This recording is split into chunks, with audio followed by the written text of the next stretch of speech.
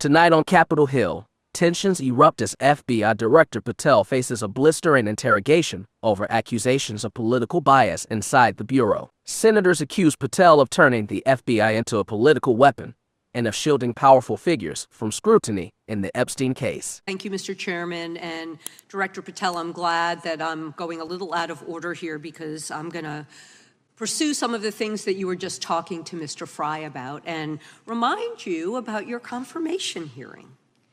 At your confirmation hearing in January, you said under oath, and I quote, "There will be no politicization at the FBI. There will be no retributive actions taken by the FBI should I be confirmed."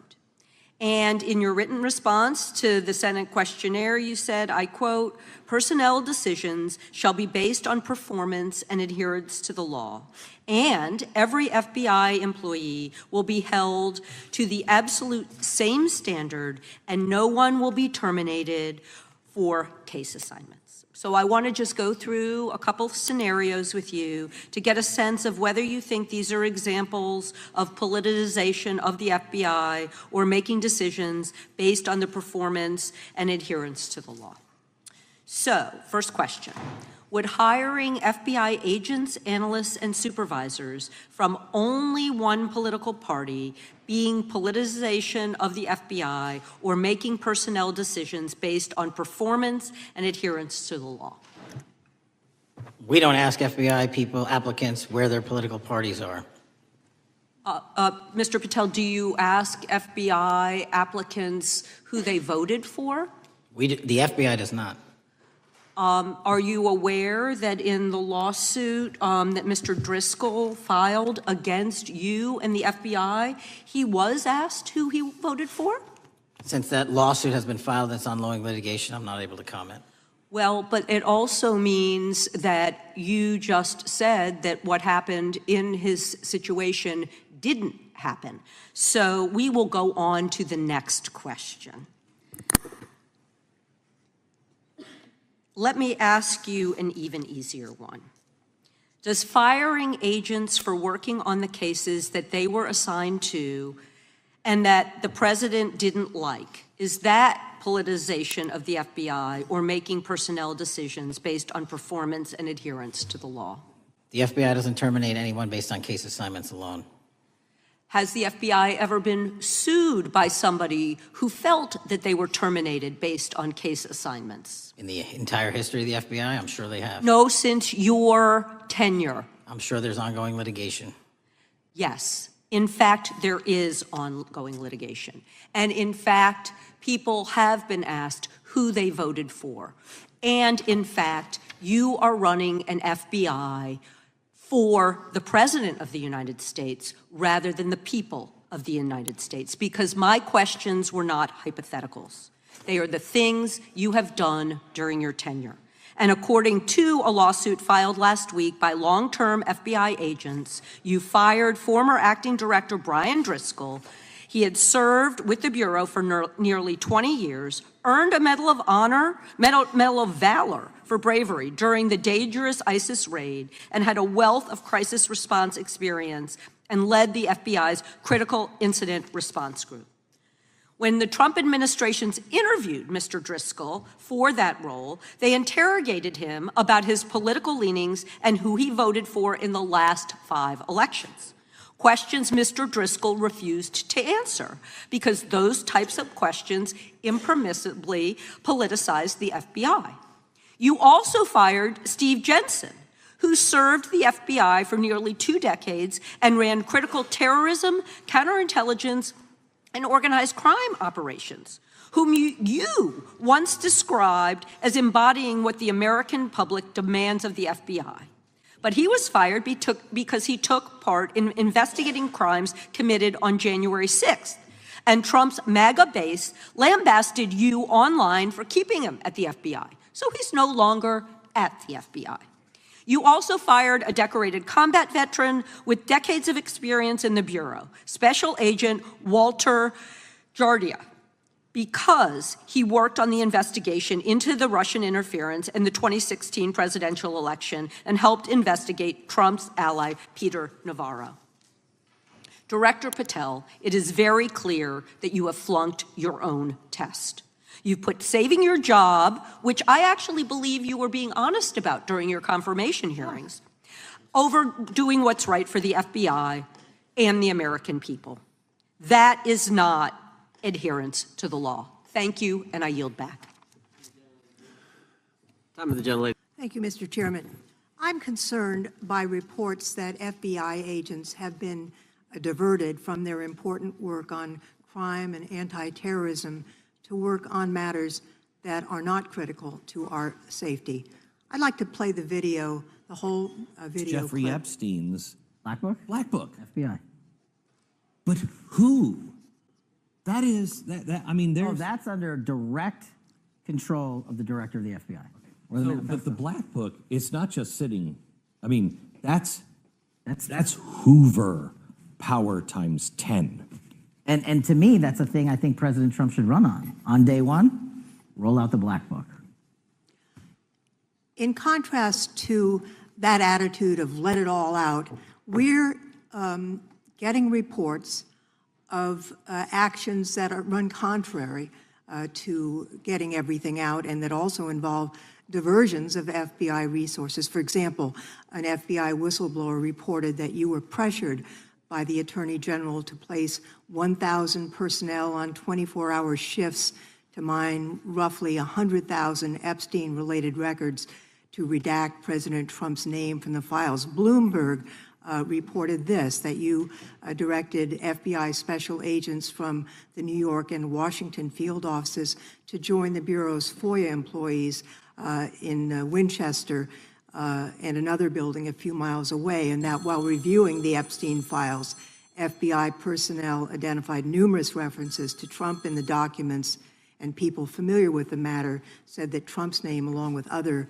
high-profile individuals, was blacked out. Now, the New York Times reports, and this is a quote, Justice Department officials diverted hundreds of FBI employees and federal prosecutors from their regular duties to go through the documents at least 4 times, including once to flag any references to Mr. Trump and other prominent figures.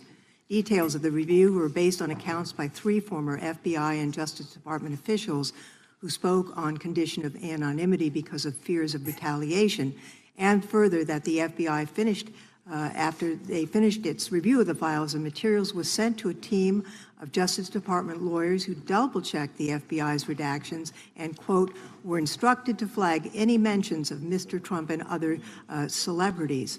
Now, I have 3 questions for you, Mr. Patel, about this. First, how many times did President Trump's name appear in the Epstein files? Was it more than 100, more than 1,000?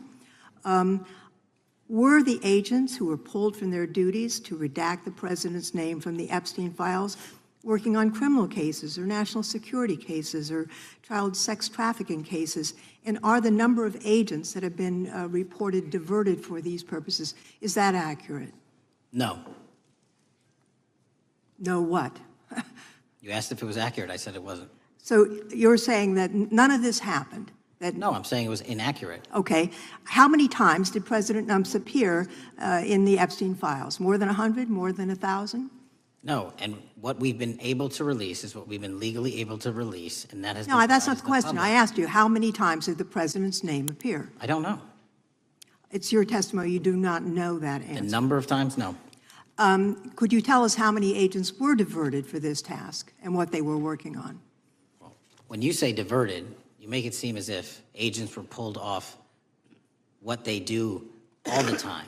Agents at the FBI masterfully do double duty and triple duty. And because of the public's interest in this case, we flexed resources to make sure that we could answer the public's signal demand. So do you want us to look through the material and provide it to you, or you do not want us to do that? So it's Which your, one is it? it's your testimony that no one was diverted from a criminal matter, that this was a top priority to go through these, this material to look for Mr. Trump's name. Is that your testimony? That's the highest priority for the FBI? What's one of the most impressive things about the FBI leadership and the careers that are in place is that they make the decisions on who to send where on priorities and make sure the mission needs are not hurt. And that's what happened here. It's shocking to me that the FBI would think that erasing Mr. Trump's name from the Epstein files is a high priority when we have crime, we have national security threats, we have terrorism threats, we have murders such as that occurred, unfortunately, with Mr. Kirk. It's shocking to hear that that's your highest priority. And with that, Mr. Chairman, I That's yield literally back. not what I said. It all started with a sharp reminder from the committee. At his confirmation hearing earlier this year, Director Patel promised there would be no politicization at the FBI and that no employee would ever be punished for the cases they were assigned to. But today, senators are questioning whether those promises still hold true. One senator asked bluntly, would hiring FBI agents based on political loyalty rather than performance be considered politicization? Patel responded, the FBI does not ask applicants their political affiliations. But the questioning didn't stop there. The senator pressed further, referencing a lawsuit filed by former FBI official Brian Driscoll, alleging that during Patel's tenure, Bureau leadership did question agents about their political leanings, including who they voted for. Patel declined to comment on pending litigation. The senator then laid out a series of explosive allegations, claiming that multiple long-serving, decorated FBI officials were fired for political reasons. Among them, Brian Driscoll, a Medal of Valor recipient who led the FBI's crisis response group, allegedly terminated after refusing to answer political questions. Steve Jensen, a counterterrorism and organized crime expert, reportedly dismissed after investigating crimes tied to the January 6 Capitol attack. And Special Agent Walter Giardia, a combat veteran, fired, the senator said, for his role in the Trump-Russia investigation and the case against Trump ally Peter Navarro. The senator accused Patel of flunking his own test, saying he had put saving his job over doing what's right for the FBI and the American people. According to whistleblowers and major news outlets, including Bloomberg and the New York Times, the Justice Department allegedly diverted hundreds of FBI agents and prosecutors, pulling them from critical crime and national security work to comb through over 100,000 Epstein-related records. Their mission, to redact Donald Trump's name from the files. The senator demanded answers. How many times did President Trump's name appear in the Epstein files? More than 100, more than 1,000. Patel replied simply, I don't know. When asked how many agents were reassigned from their duties for this task, Patel defended the decision, saying, agents at the FBI masterfully do double and triple duty. We flexed resources to meet public demand. The senator's response was scathing. It's shocking that the FBI would consider erasing Trump's name from Epstein's files a top priority when we face rising crime, terrorism, and national security threats. She ended with a chilling statement. This is not adherence to the law. This is protecting power. The confrontation left the hearing chamber stunned as accusations of political interference, selective firing, and buried Epstein records now hang over the nation's most powerful law enforcement agency. Director Patel insists the Bureau remains impartial, but after today, Congress and the American people may not be so sure.